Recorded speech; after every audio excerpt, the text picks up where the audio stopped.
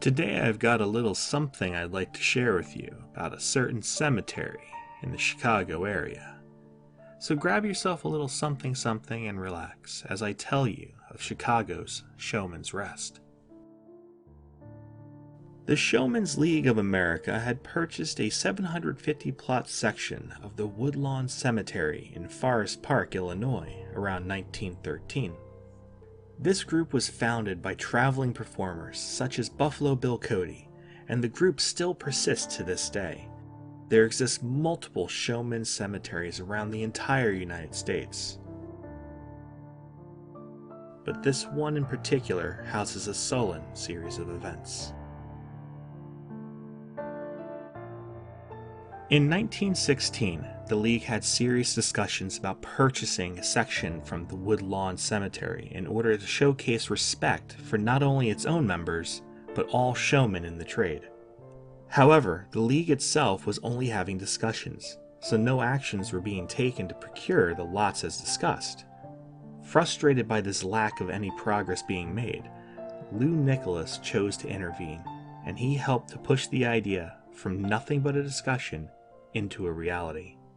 As of early 1917, they were all able to use this push to lock down a segment of the Woodlawn Cemetery for around $1,500, just shy of about $35,000 in 2022.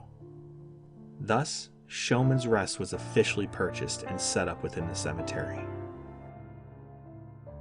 Little did anyone know that these new plots would soon be called upon.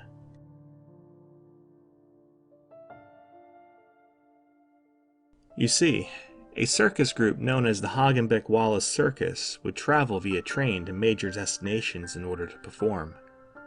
Due to some unfortunate mechanical issues with the train, the group had to stay overnight in their train cars on the tracks while awaiting maintenance in the morning, out in the Chicago area. Holed up for the long night ahead, many of the performers were well asleep and had no clue of the events about to unfold.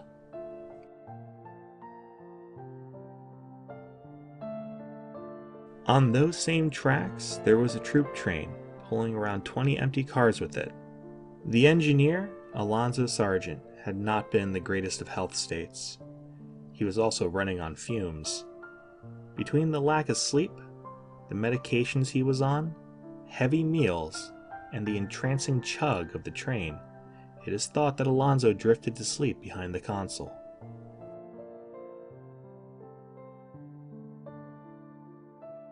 Around 4 a.m. is when the tragic events unfolded.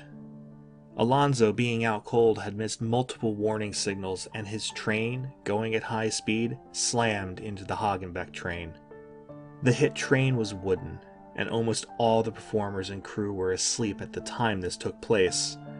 3 train cars were completely destroyed, and a resulting fire consumed the other cars and what had remained of the initial crash.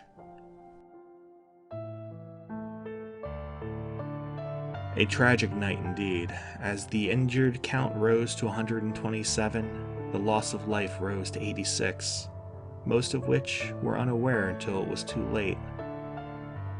There were those who were able to escape, but for those trapped within the initial crash cars and the fiery rubble, it was an inevitable end. In the wake of these events, the Showmen's Rest Cemetery offered solace to the deceased by allowing them to be placed at rest there. Unfortunately, a vast majority of those killed in the accident were unidentifiable due to the burns that they all suffered. To date, only 24 have been successfully identified. Meanwhile, the remainder were buried as unidentified male or female, or by their stage name if it was known. Some notable stage names were that of the clowns, such as Smiley and Baldy.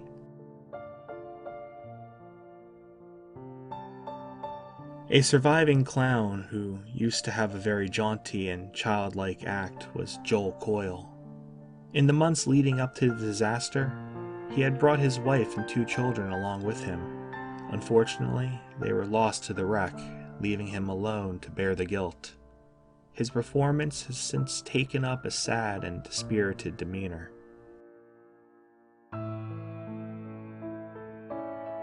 In all, this tragic event is known as one of the most devastating rail disasters of the 20th century.